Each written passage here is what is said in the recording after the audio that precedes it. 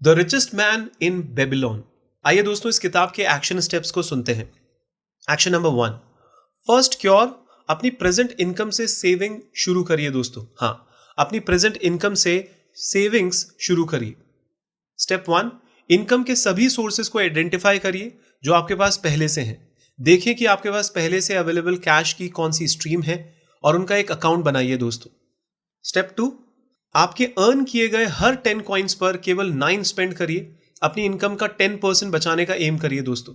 जब आप जितना अर्न करेंगे उसमें कम पैसे का यूज करने पर आपका कैश कलेक्ट होना शुरू हो जाएगा।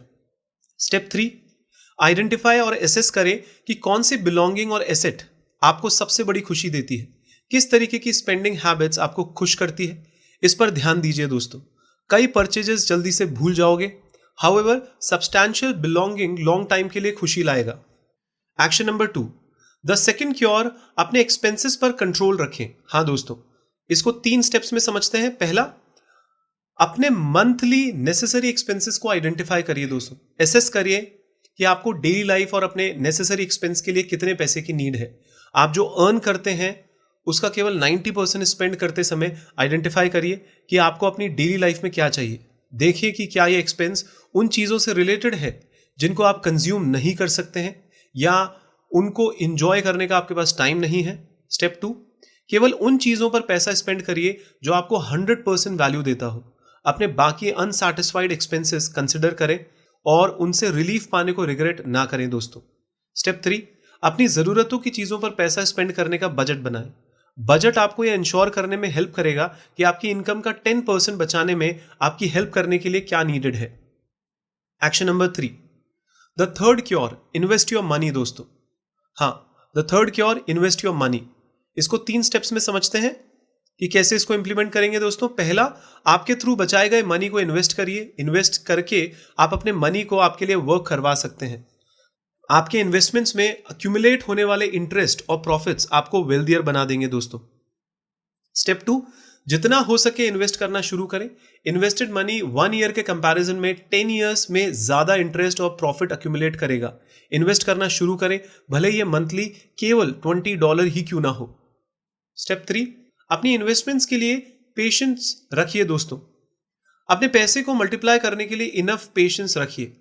आप अपने 20s या 30s में इन्वेस्ट करना शुरू करते हैं तो इन्वेस्टमेंट्स आपके मनी को ईयर्स में बढ़ने देगा। हाउएवर स्टार्टिंग में इन्वेस्ट की गई इनकम पर इंटरेस्ट हाई नहीं होंगे, टाइम के साथ आपका मनी कई टाइम्स बढ़ जाएगा। Action number 4, fourth cure, loss के अगेंस्ट अपने इन्वेस्टमेंट को गार्ड करिए। हाँ दोस्तों, फोर्थ क्योर, लॉस के अगेंस्ट अपने इन्वेस्टमेंट्स को गार्ड करिए।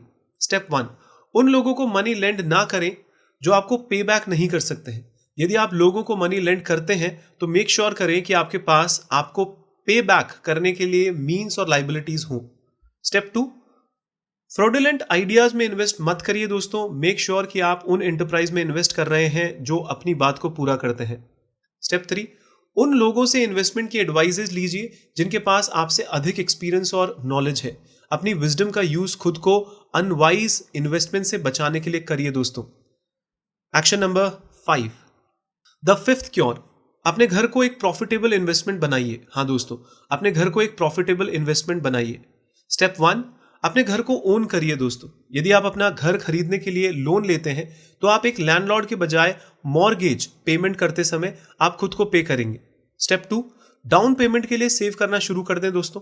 जब आप ये दिखा सकते हैं कि आपके पास अपना घर खरीदने के लिए नेसेसरी सम का एक पोर्शन है तो आप लोन के लिए बेहतर ऑफर्स प्राप्त करने में सक्षम होंगे। स्टेप 3, हाउसिंग की कॉस्ट को पहचानिए और इसे कम करने का एम रखिए दोस्तों। अपने घर को ओन करने से आपके पास इसे सिर्फ रेंट पर लेने से ज्यादा ऑप्शन होगा दोस्तों। हाउसिंग की कॉस्ट को कम करने के तरीकों को खोजने के लिए इसका यूज करिए। Action number 6, the sixth cure, future income to insure करें। हाँ दोस्तों, द सिक्स्थ क्योर है फ्यूचर इनकम को इंश्योर करिए। इसको 3 स्टेप्स में समझते हैं कि कैसे इंप्लीमेंट करेंगे। पहला, लॉन्ग टर्म इन्वेस्टमेंट के लिए हर महीने एक छोटी राशि को अलग करिए। कई सालों बाद यह छोटी बचत अधिक धनराशि में जमा हो जाएगी दोस्तों। स्टेप 2, पैसे को इन्वेस्ट करिए ताकि यह आपको लंबे समय तक इंटरेस्ट देगा। एक फंड या अदर इन्वेस्टमेंट टाइप्स की तलाश करिए जिसमें आप लंबे समय तक हर महीने अपना पैसा डाल सकते हैं। स्टेप 3, आपका पैसा सुरक्षित है और बढ़ रहा है कि नहीं यह सुनिश्चित करने के लिए अपने इन्वेस्टमेंट को देखते रहिए। ये लॉन्ग टर्म इन्वेस्टमेंट आपकी फ्यूचर इनकम होगी, इसलिए सुनिश्चित करिए कि आप अपने पैसे को सुरक्षित रखेंगे और प्रॉफिटेबल रूप से इन्वेस्ट कर रहे होंगे। Action number 7, the seventh cure, अपने कमाने की एबिलिटी को इंक्रीज करिए दोस्तों। हाँ, द सेवेंथ क्योर इज अपने कमाने की एबिलिटी को इंक्रीज करिए। स्टेप 1, आप लिविंग के लिए क्या करना चाहते हैं, उसके लिए एक स्ट्रॉन्ग और डेफिनेट आइडिया को आइडेंटिफाई करिए। अपनी इनकम बढ़ाने के लिए, काम करने के लिए आपको अपने फील्ड में एक फर्म फाउंडेशन की आवश्यकता है दोस्तों। स्टेप 2, अपने एम्बिशन के लिए टेंजिबल गोल्स क्रिएट करिए। अपने प्राइमरी गोल्स को छोटे टेंजिबल गोल्स में ब्रेक करें जिस पर आप काम कर सकते हैं। स्टेप 3, आप जो भी करते हैं उस पर बेहतर बनने के लिए अपने फील्ड की स्टडी करिए दोस्तों।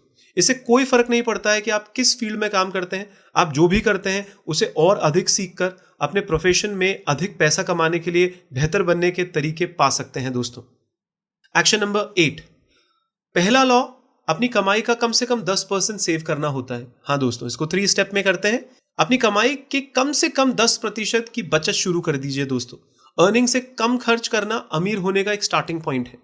स्टेप 2, अपनी सेविंग्स को वाइजली इन्वेस्ट करिए। इन्वेस्टमेंट्स आपको आगे इनकम प्रोवाइड कराएगा। स्टेप 3, अपनी इनकम का कम से कम 10% बचत करें और ध्यान दें कि आपकी फॉर्च्यून्स तेजी से कैसे बढ़ रही है। बुद्धिमानी से बचत करिए दोस्तों और इन्वेस्ट करके आपकी वेल्थ लगातार बढ़ती रहेगी। धन्यवाद।